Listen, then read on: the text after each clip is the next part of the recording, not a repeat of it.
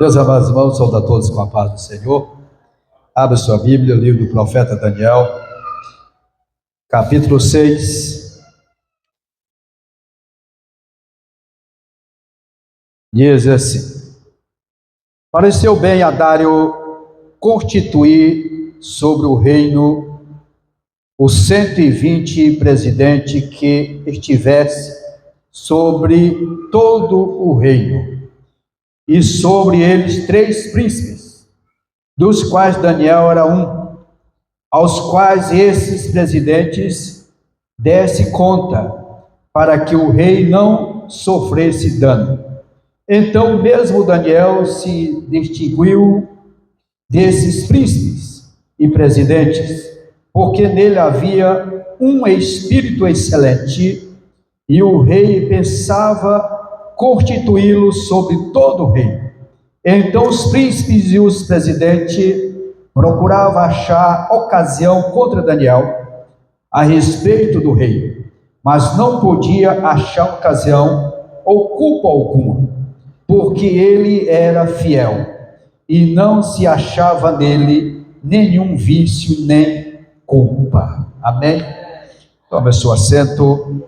Meus irmãos, nesta noite, capítulo 6 de Daniel, estarei estudando a integridade, a marca do cristão. Integridade, a marca do cristão. E também estaremos falando sobre o Segundo Império Mundial.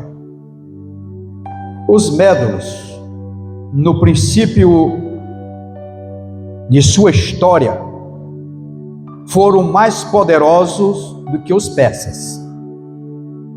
Eram povos originalmente de Madai. Quem era Madai? Madai foi o terceiro filho de Jafé, neto de Noé. Está lá no capítulo 10 do Gênesis, versículo 2. Ele é amplamente considerado o ancestral dos Medos, um antigo povo que habitava na região da Média, hoje atual Irã. Após a queda da Síria, em 612 a.C., os Medos passaram a controlar o norte da Mesopotâmia. Cambises é o grande rei dos persas.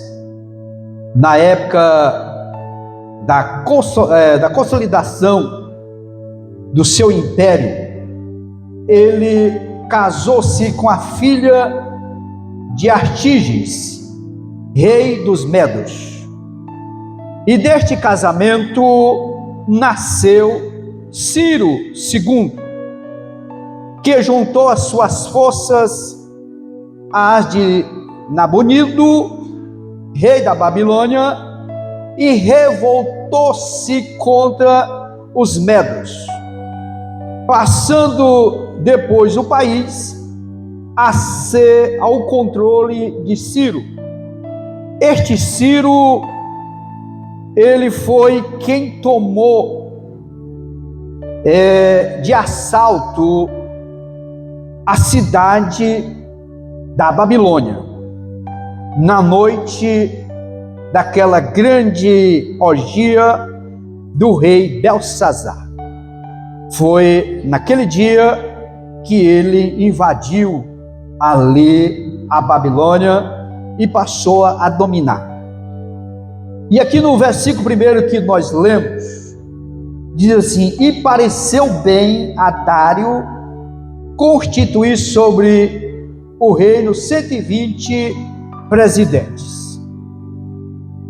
Tem sido grande a contenda de alguns estudiosos, bem como as investidas da falsa crítica em torno deste versículo. E também de Daniel 5:31, que menciona Dário. o Medo como o primeiro governante de Babilônia. Dário governou a Babilônia enquanto Ciro completava as suas conquistas no norte e oeste por cerca de 2 anos. 2 anos se passaram. Lá em Daniel 9:1, ele afirma que ele foi constituído rei sobre os caldeus. A tradução brasileira, ela diz, em Daniel 31, que Dário recebeu o reino. Ele foi, na realidade, um vice-rei. Ele foi um vice-rei.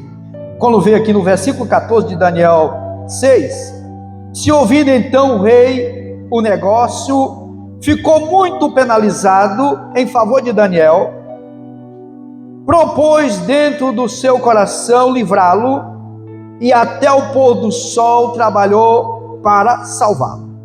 Observe que ele lutou, mas ele não conseguiu. Se vê que ele nada pode fazer para alterar a lei. Ao passo que Ciro, logo que assumiu o trono, libertou os hebreus do cativeiro e acabou com o regime de escravidão de outros povos que foi instaurado por Nabucodonosor. Então eu vejo a razão por que Dário não conseguiu. Ele não tinha autonomia, autoridade para libertar, para não assinar aquele edito. Então essa controvérsia ela é lançada por terra sobre esse texto. Então Belsazar também era chamado rei, e ele não era rei. Ele era um corregente do rei. Portanto, ele realmente era escalado como sendo o segundo rei. E aqui, dos quais Daniel, ele era um dos príncipes. E o rei queria colocar ele agora como um dos governantes. Ou seja, os governantes, aqui é um bom exemplo esse de Daniel. Versículo 3 diz: então o mesmo Daniel se distinguiu desses príncipes e presidente, porque nele havia um espírito excelente, e o rei pensava em construir sobre o rei. Aqui Daniel é um exemplo para os governantes dos nossos dias. Se não tivesse governante com igual Daniel, que era um homem de caráter puro e honesto, seria um bom exemplo. Então esse mesmo Daniel, ele se distinguiu dentro dos demais, porque havia nele o quê? Um espírito excelente. Mas o que significa ter um espírito excelente? Significa ter um caráter superior. Significa ser íntegro e fiel. Significa ir além do comum para fazer o melhor em tudo. A pessoa se dedicar àquilo que faz e fazer com excelência, procurar fazer o melhor. Esse era um espírito excelente. E aqui não se trata de superioridade sobre os outros, não, mas de constante ato de superação, dedicação e procurando honrar a Deus. É por isso que havia esse espírito excelente. Não é alguém se considerar maior do que o outro, não. Aqui vai dar superação, dedicação naquilo que faz. Como é que é você lá onde você trabalha? Você tem esse espírito de trabalho excelente para fazer a diferença aonde você trabalha? É interessante que onde o servo de Deus trabalha, ele precisa fazer a diferença. E ele procurava glorificar a Deus. Aí o versículo 4 e 5, que nós lemos aqui, que quando o rei pensou em constituir ele como líder dos demais, houve inveja e ciúme dos demais. Aqui a inveja e o ciúme dos inimigos de Daniel. Enquanto o rei pensava em colocar Daniel sobre todo o reino, visto que ele se distinguiu destes príncipes e presidentes, como eu falei, nele havia esse espírito excelente. Então os príncipes e presidentes se uniram e procuravam ocasião contra Daniel. Por quê? Por causa do seu êxito. A inveja aborrece a excelência, a qual não pode alcançar. Se ela não pode alcançar, aí ela aparece. E o que é inveja na Bíblia? A inveja é descrita como um sentimento destrutivo, de desgosto pelo bem-estar alheio e desejo cobiçoso pelo que o outro possui. Isso é inveja. Considerado um pecado que revela insatisfação com Deus. É retratada como podridão dos ossos. Vamos ver lá em Provérbio 14 e 30. Livro de Provérbio 14 e 30 diz assim: o coração com saúde é a vida da carne, mas a inveja é podridão dos... Seria um câncer de medula óssea, a inveja, né? Seria isso. Tanto que ela é terrível. Câncer de medula óssea. Isso indica que a pessoa não está satisfeita. E aqui é como se isso corrói o interior do invejoso e causa contendas. A inveja é uma das armas mais temíveis do inimigo, que é bastante habilidoso em manejá-la. Se ao ouvirmos, escute bem, se ao ouvirmos o próximo ser elogiado e sentirmos qualquer aversão, qualquer sentimento contrário, qualquer falta de alegria, qualquer falta de gozo, deveremos, sem demora, entrar em combate, e um combate renhido contra esse monstro, chamado inveja. Todos temos que vigiar contra esse mal destruidor, porque a inveja é terrível, ela destrói, e é uma arma que o inimigo usa. Se não tivermos o cuidado, se nós não vigiarmos, nós vamos deixar ser levado por esse sentimento. Assim como podia os príncipes conseguir destruir esse estrangeiro, porque ele estava em terra alheia, terra distante. Examinaram minuciosamente todos os seus livros de conta e todos os documentos do seu gabinete. Mas apesar das muitas responsabilidades de presidente, Daniel sempre findava o dia com todos os serviços concluídos em ordem e com maior fidelidade. Me faz lembrar, eu estava lendo um caso que de um caso de um fiscal dos Correios enviado para apanhar um agente que os demais não gostavam. Os demais não gostavam dele. E aí ele foi enviado para isso, com o propósito de surpreendê-lo.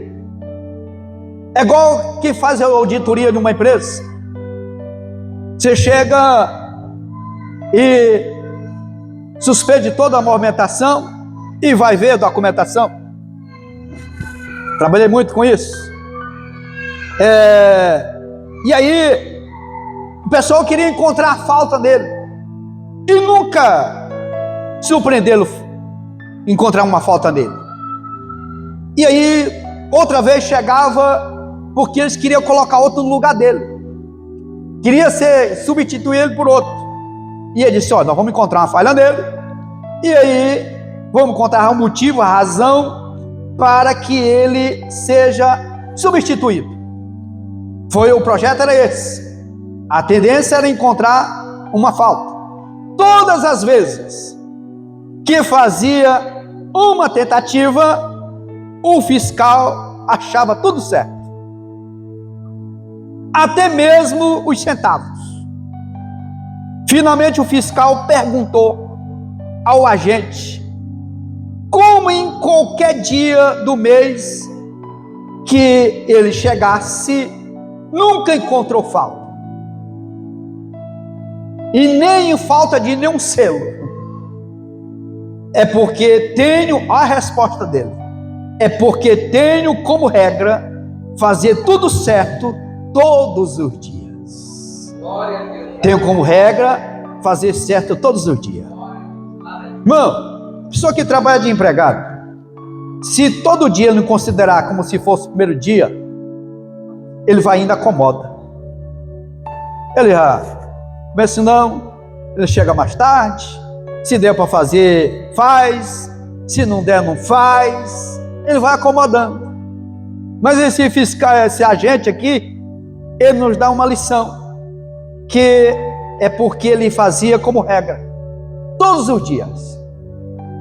E Daniel, eles procuraram encontrar, não encontraram em Daniel nenhuma falha.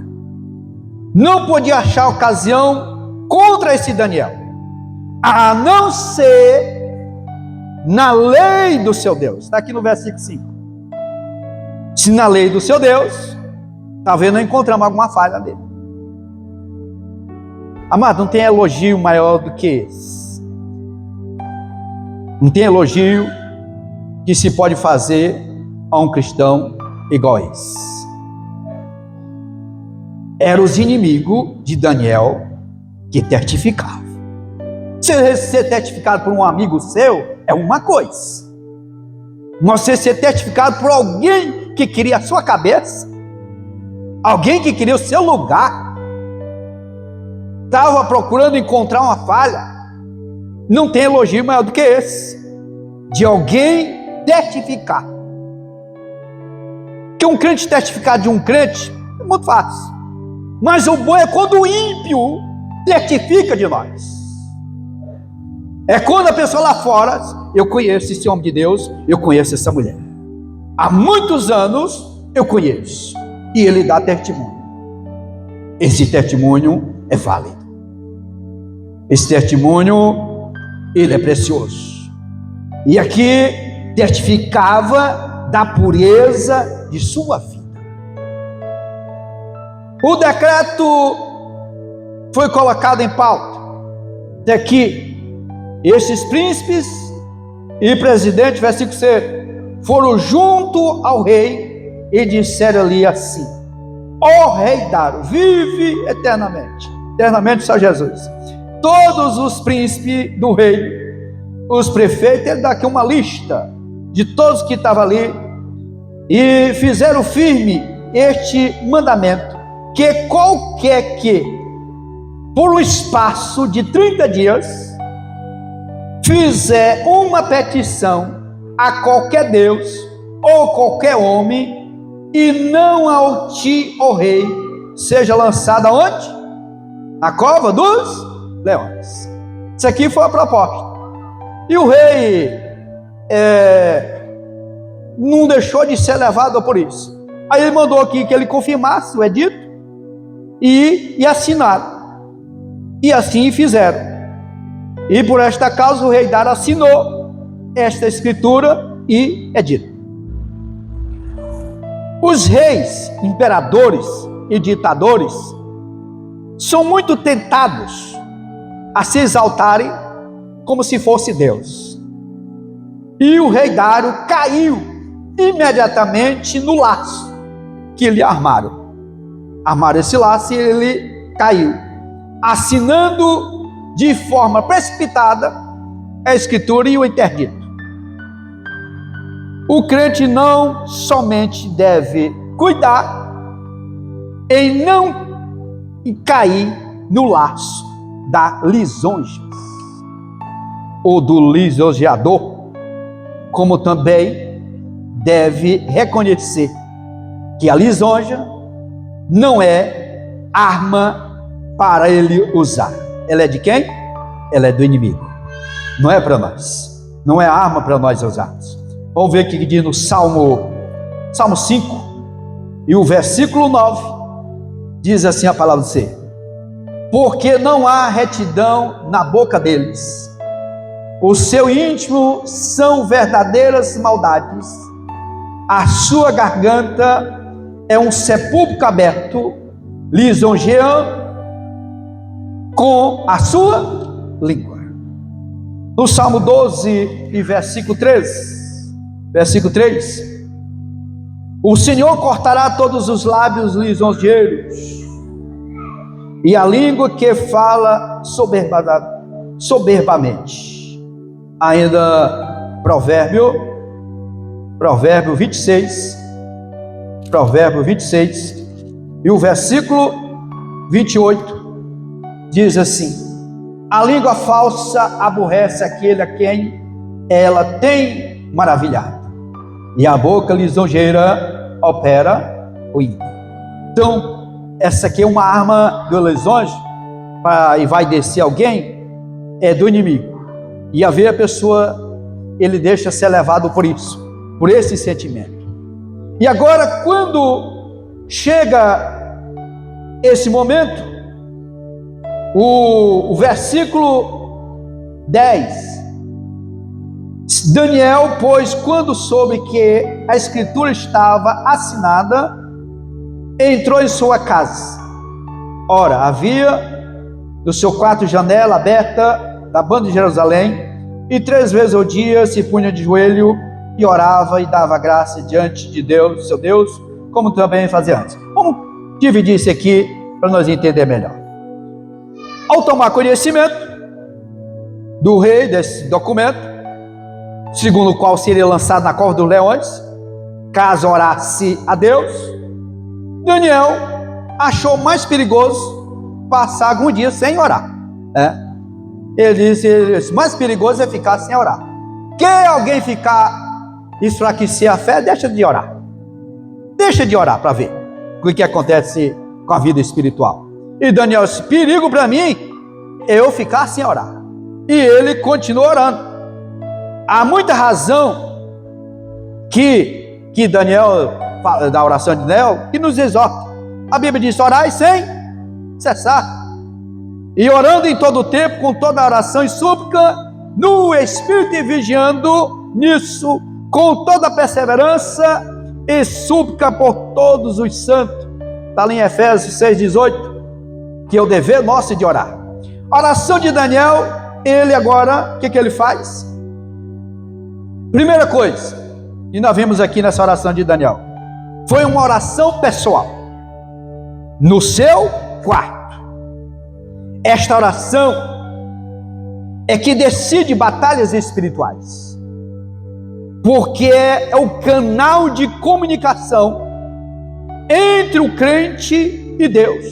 É oração. Vamos ver que Mateus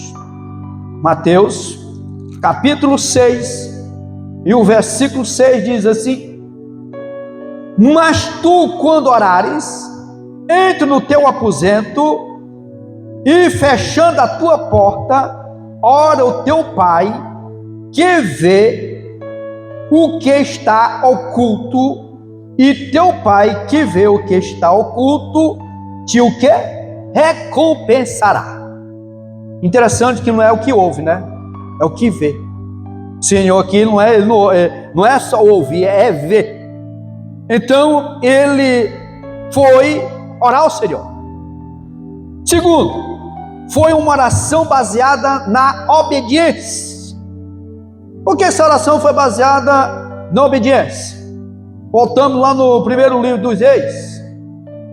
Primeiro livro dos Reis, capítulo 8. Capítulo 8, versículo 38.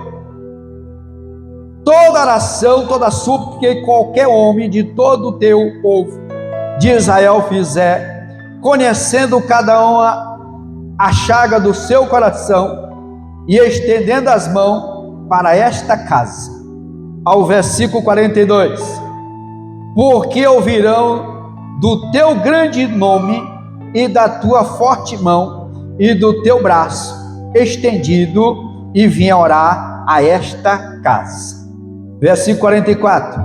Quando pecarem contra ti, pois não há homem que não peque, e tu te indignares contra eles, os entregares nas mãos do inimigo, para que os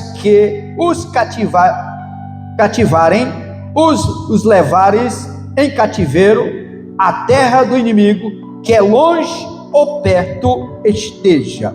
E o versículo 48 diz assim: e se converter a ti de todo o seu coração e de toda a sua alma na terra dos seus inimigos, que os levarem em cativeiro, e orarem a ti para a banda da terra que deste os seus pais, para esta cidade que elegeste e para esta casa que edifiquei ao meu nome.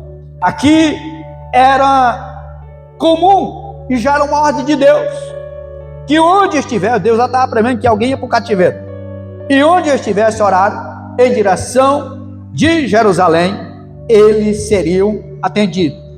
Aí temos aqui essa indicação bíblica para os momentos de crise, que suplicasse a Deus, se voltasse para o lado de Jerusalém. Olha, onde é que está Jerusalém? E apontasse para ele. Hoje tem uns pregadores que chegam, né, pregando assim: onde é que está a tua casa? Olha lá, com o peito na igreja, tem um olhando para cá, tem outro virado para lá, tem outro virado para todo lado, né? Então era a cultura de Jerusalém, era orar dessa maneira, orando em direção a Jerusalém, porque Jerusalém foi a cidade escolhida para pôr ali o nome do Senhor. Está aqui no 1 Reis capítulo 11 e versículo 36. E ao seu filho darei uma tribo, para que Davi, meu servo, sempre tenha uma lâmpada diante de mim em Jerusalém, a cidade que elegi para pôr ali o meu nome. Então, Jerusalém era a cidade escolhida pelo Senhor. Também porque Jerusalém estava o templo. Se bem que nesses dias de Daniel, ele estava destruído. E aqui era o centro da unidade nacional. É símbolo da fé e da existência daquele povo escolhido, era baseado em Jerusalém. Então a oração de Daniel estava obedecendo um requisito que havia. Terceiro, foi uma oração perseverante, 3 vezes ao dia, 3 horas do dia os judeus oravam, que era considerada a hora nona. Assim orava, eles oravam 3 vezes, 3 vezes ao dia, 9 horas da manhã, que era a hora que eles oravam, às 12 horas e às 15 horas, que era considerado a hora nona. Então eles oravam 3 vezes ao dia. Eles oravam 9 horas da manhã, ao meio-dia, e às 15 horas da tarde, que é denominada a hora nona.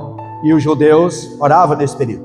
quando a gente foi lá para Atos dos Apóstolos, capítulo 3, versículo 1, foi nesse horário que Pedro e João foram orar e estava aquele coxo lá e foi curado.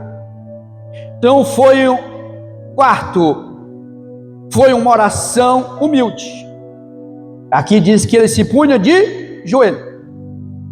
Isto fala de submissão e entrega total a Deus.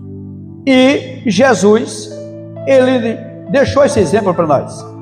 Vamos ver que está aqui em Lucas, capítulo 22, e o versículo 41. E apartou-se deles em cerca de um tiro de pedra, e pondo-se de joelho, orava. Jesus, homem, estava aqui orando e na presença de Deus, Pai. Então Daniel, ele estava orando com submissão, com humildade. Quinto, foi uma oração grata a Deus. E disse, orava e dava graças. Muitas orações não têm resposta porque só se ocupa de petições. Não tem gratidão sem render graça de antemão. Certamente a gratidão a Deus, ela inclina a dar-nos que precisamos. Precisamos sermos gratos a Deus. É necessário que nossas orações ela não seja recheada só de petições, mas que tenha gratidão ao Senhor nosso Deus. Também foi uma oração que com endereço certo, se diante do seu Deus. Ele orava diante do seu Deus.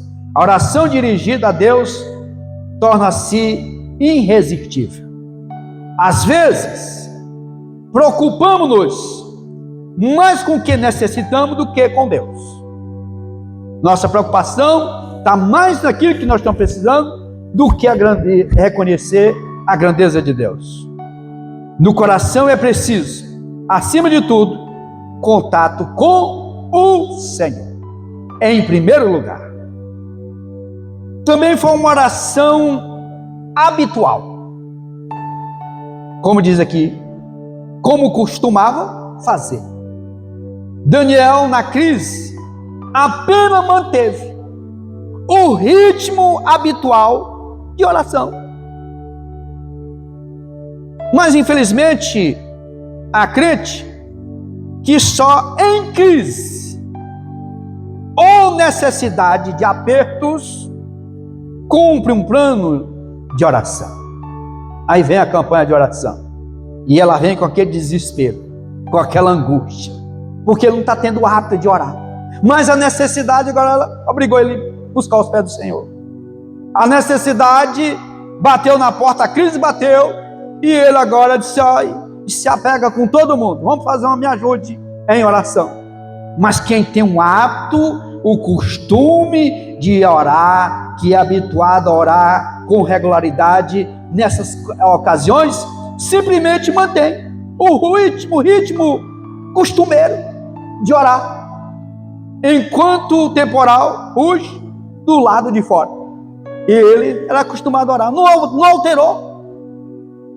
alterou a preocupação de Daniel. Ele não entrou em ansiedade, não. Ele sabia que o documento estava assinado, ele sabia que ele ia ser lançado, mas ele continuou aos pés do Senhor nosso Deus. A fé de Daniel, por sua fé em Deus, a boca dos leões foi fechada, porque creram em Deus. E está aqui no versículo 23, que nós lemos, não lembro ainda, mas vamos aqui, diz assim: então o rei muito se alegrou em si mesmo e mandou tirar Daniel da cova. Mas lá em Hebreus 11:33 diz que por meio da fé fecharam a boca dos leões. Esse episódio aqui está registrado lá na galeria dos heróis da fé. Então, em vez de passar a noite em festividade, quando o rei tentou libertar Daniel e não conseguiu, o rei jejuou e não pôde dormir. Ele não pôde dormir. E quanto Daniel? Daniel também, é bem possível que lhe tenha fugido o sono. Por quê? Com medo? Não. Daniel estava com medo? Não. Por que lhe fugiu o sono? Porque ali é um caso totalmente diferente do rei. Porque Daniel, ali naquela noite, estava a presença do anjo do Senhor ali presente naquele lugar. A alegria dele era diferente, porque sobreveio e vê o anjo e o amor de Deus ali zelando por ele. Como é que ia conseguir dormir diante de uma alegria dessa maneira? Está aqui no versículo 22. Diz: o meu Deus enviou o seu anjo e fechou a boca dos leões para que não me fizesse dano, porque foi achada em mim inocência diante dele, e também contra ti, ó rei, não tenho cometido delito algum. Então a tranquilidade de Daniel ali diante dessa situação. E aqui vemos que o rei, como ele não pôde fazer nada, não tinha autonomia para fazer nada, ficou preocupado com Daniel. Deus não poupou Daniel de entrar na cova, mas salvou nela. Eu estarei com ele na angústia. É o que diz o Salmo 91:15. No meio da angústia, o Senhor, Ele está conosco. No meio das lutas, Ele está conosco. Deus nunca prometeu aos seus filhos que passariam isento de tristeza, mas prometeu-lhe paciência e força para vencer. Aleluia. Não promete uma viagem calma, mas uma chegada feliz. É que Deus promete. Às vezes, Deus nem salva o seu povo na cova. Quantos crentes foram lançados aos leões pelos imperadores, Império de Roma, e devorados? Se todo fosse salvo da morte, não haveria mártires. O milagre comparado à providência. Deus achou bem salvar Daniel através de um milagre, mas ele não estava e nem está limitado a agir por esse meio. Deus não é limitado, ele age da maneira que ele quer. Se Deus achasse melhor salvar Daniel por meio da providência, teria levado ao rei responder: não assinarei de forma alguma tal interdito. Deus poderia fazer isso, e Daniel teria sido salvo tão certamente como foi, através do anjo que fechou a boca dos leões. Você imaginou que era o leão faminto? E o leão, quando eu lembro desse episódio, me faz lembrar o seguinte, que o que atrai leão é o cheiro de carne, né? O cheiro de carne. A carne é que atrai. Mas crente assado pelo Espírito Santo não tem cheiro de carne. Eles olharam para Daniel, não sentiram o cheiro de carne em Daniel, porque assado pelo Espírito Santo. Louvado seja o nome do Senhor. Aqui, imediatamente, Daniel foi liberto. Os inimigos na cova agora dos leões. Olha o versículo 24. Já vamos concluir. E ordenou o rei, e foram trazidos aqueles homens que tinham acusado Daniel, e foram lançados na cova dos leões. Eles, sozinhos? Não. O que mais? Seus filhos e suas mulheres, e ainda não tinha chegado ao fundo da cova quando os leões se apoderaram deles e lhes esmagalharam todos os ossos. Para abrir cova para um servo de Deus é perigoso, né?